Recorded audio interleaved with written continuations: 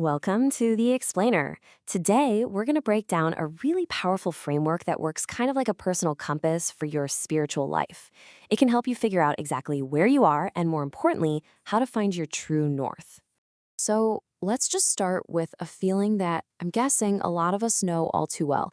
It's that feeling of being spiritually stuck.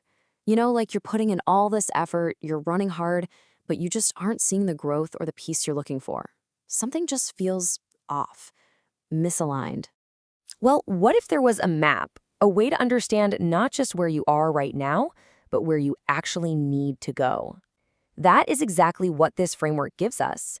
Think of it like a diagnostic tool for your spiritual health, designed to help us all find that true north.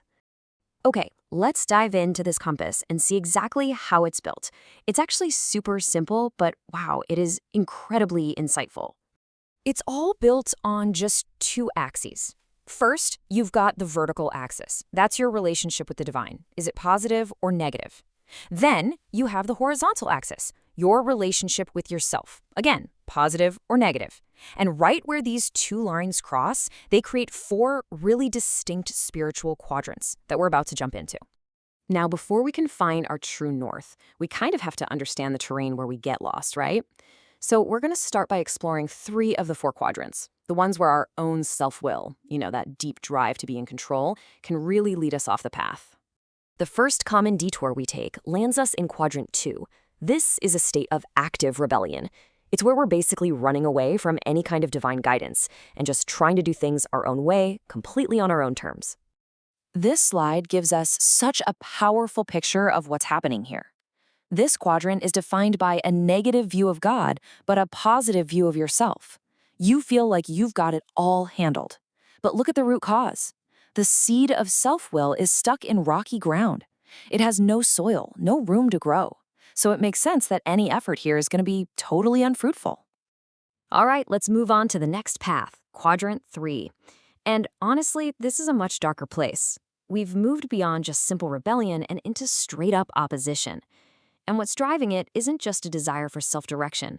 A lot of the time, it's fear.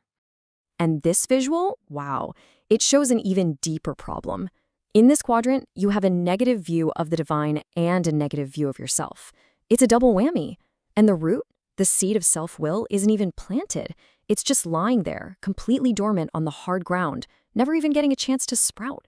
There's just no potential for life here. Now, this final misaligned path, this one is maybe the most subtle, the most deceptive of them all. Quadrant 4 can look really good from the outside. You have a positive view toward God, but it's totally empty on the inside because there's no healthy relationship with your own self. This is the quadrant of just going through the motions, all driven by fear. And look at the root here. It tells the whole story. The seed actually gets planted, but it's immediately choked out by weeds, all the anxieties and cares of the world. It gets smothered before it has any chance for real, authentic growth. So you get obedience, sure, but it's an obedience that's lifeless. Okay, so we've walked through all the places we can get lost. Now it's time to find our way home. Now we can really appreciate the beautiful, profound simplicity of quadrant 1, our true north. And right here, this is the crucial point. This is the key that unlocks the entire thing. It's not about trying harder or being more disciplined. It's about one thing: surrender. It's this complete shift where that self-will that was causing all the problems finally dies and gives way to a much higher purpose. And this is the only quadrant where everything finally clicks into place. You have a positive orientation toward God and a positive orientation toward yourself. The direction is always onward and upward. And it all begins from that root. The seed of self-will dies, and in its place, something truly beautiful finally gets to grow. And what grows from that surrender isn't just a list of good behaviors you have to follow.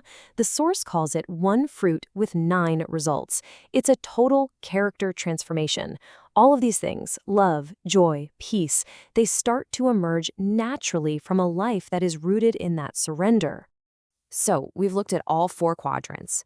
What's the bottom line? What's the ultimate takeaway for you and me when it comes to choosing our direction? When you boil it all down, the choice becomes incredibly clear, doesn't it?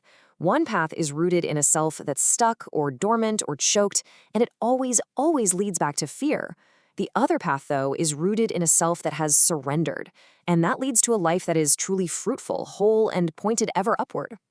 Ultimately, this compass isn't about judgment. It's not about feeling bad about where you might be. It's just a tool for some honest reflection. It's a way for us to check our bearings and, if we need to, adjust our course. So the final question isn't for me to answer, it's for you. Which direction is your compass pointing today?